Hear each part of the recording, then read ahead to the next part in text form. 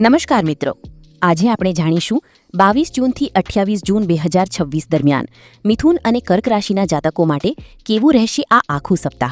જો તમારી રાશિ મિથુન અથવા કર્ક છે તો આ વિડીયોને અંત સુધી જરૂર જોતા રહેજો, કારણ કે આ અઠવાડિયું તમારા જીવનમાં કરિયર, ધન, પ્રેમ અને પરિવાર સંબંધિત અનેક મહત્વપૂર્ણ સંકેતો લઈને આવી રહ્યું છે. સૌપ્રથમ વાત કરીએ મિથુન રાશિની. કરિયર અને નોકરી.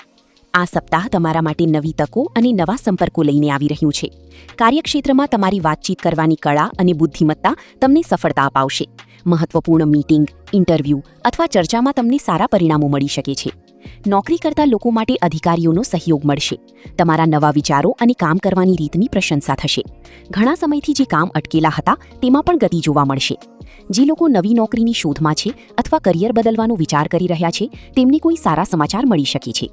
વ્યવસાય કરતા લોકો માટે પણ આ સમય અનુકૂળ છે. નવા ગ્રાહકો અને નવા કરાર મળવાની સંભાવના છે. ભાગીદારીના ધંધામાં વિશ્વાસ જાળવશો તો લાભ મળશે. ધન અને આર્થિક સ્થિતિ. આર્થિક બાબતોમાં આ સપ્તાહ સમજદારીપૂર્વક આયોજન કરવાનું રહેશે. આવકમાં વધારો થવાના સંકેતો છે અને કમાણીના નવા સ્ત્રોત વિશે વિચારણા થઈ શકે છે. જો તમે કોઈ લાંબા ગાળાના નાણાકીય આયોજન વિશે વિચારી રહ્યા છો તો હવે તે દિશામાં આગળ વધવા માટે યોગ્ય સમય છે. જૂના રોકાણોમાંથી ધીમે ધીમે લાભ મળવાની સંભાવના છે. જો કે બિનજરૂરી ખર્ચથી બચવું જરૂરી રહેશે. આવક અને ખર્ચ વચ્ચે સંતુલન જાળવી રાખશો તો ભવિષ્યમાં લાભ થશે. પ્રેમ જીવન અને દાંપત્ય જીવન. પ્રેમ સંબંધોમાં આ સપ્તાહ ખૂબ જ શુભ સંકેતો આપી રહ્યા છે. પાર્ટનર સાથેનો સંબંધ વધુ મજબૂત બનશે અને જૂના મતભેદો દૂર થશે. સિંગલ લોકો માટે નવા સંબંધની શરૂઆત થવાની સંભાવના છે.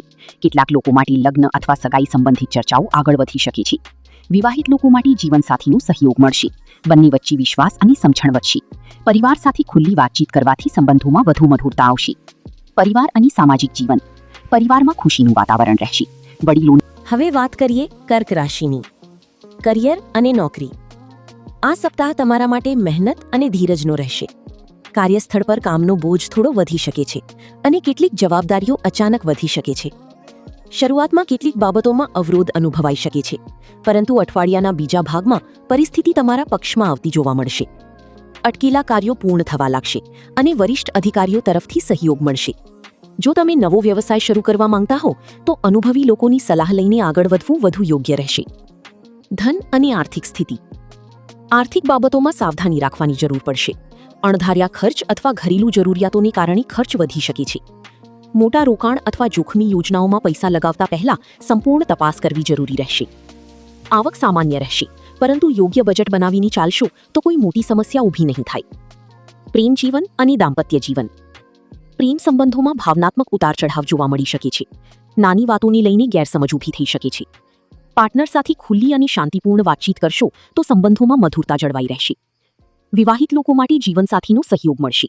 સપ્તાહના અંતમાં બંને વચ્ચેનો વિશ્વાસ વધુ મજબૂત બનશે. પરિવાર અને સામાજિક જીવન. પરિવારમાં શાંતિ જાળવવા માટે ગુસ્સા અને ઉતાવળથી બચવું જરૂરી રહેશે. ઘરના વડીલોની સલાહ તમારા માટે ખૂબ લાભદાયક સાબિત થશે. સપ્તાહના અંતમાં પરિવાર સાથે સારો સમય પસાર કરવાનો અવસર મળશે. સગા સંબંધીઓ સાથેના સંબંધોમાં સુધારો આવશે અને કોઈ શુભ સમાચાર મળી શકે છે. સ્વાસ્થ્ય. સ્વાસ્થ્ય બાબતે ખાસ ધ્યાન રાખવું પડશે. માનસિક ચિંતા અથવા વધુ વિચારોને કારણે માથાનો દુખાવો, થાક અથવા પેટ સંબંધિત તકલીફ થઈ શકે છે. પૂરતી ઊંઘ લેવી, પાણી વધુ પીવું અને બહારના ખોરાકથી દૂર રહેવું જરૂરી રહેશે. યોગ અને ધ્યાન કરવાથી માનસિક શાંતિ મળશે. દિવસ પ્રમાણે વિશેષ સંકેત. 22 અને 23 જૂન. કામમાં દબાણ વધી શકે છે, ધીરજ રાખવું. 24 અને 25 જૂન. અટકેલા કાર્યોમાં પ્રગતિ જોવા મળશે. 26 અને 27 જૂન. પરિવાર અને જીવનસાથીનો સહયોગ મળશે. 28 જૂન. મહત્વપૂર્ણ નિર્ણય લેતા પહેલા સારી રીતે વિચારવું. વિશેષ ઉપાય. દર સોમવારે શિવલિંગ પર જળ અર્પણ કરવું. ઓમ નમઃ શિવાય મંત્રની એક માળા જાપ કરો. નકારાત્મક વિચારો અને ગુસ્સાથી દૂર રહો. કર્ક રાશિના જાતકો માટે 22 જૂનથી 28 જૂન 2026નું આ અઠવાડિયું ધીરજ, સમજદારી અને ભાવનાત્મક સંતુલન જાળવવાનો સંદેશ આપી રહ્યું છે. યોગ્ય આયોજન સાથે આગળ વધશો તો સારા પરિણામો પ્રાપ્ત થશે.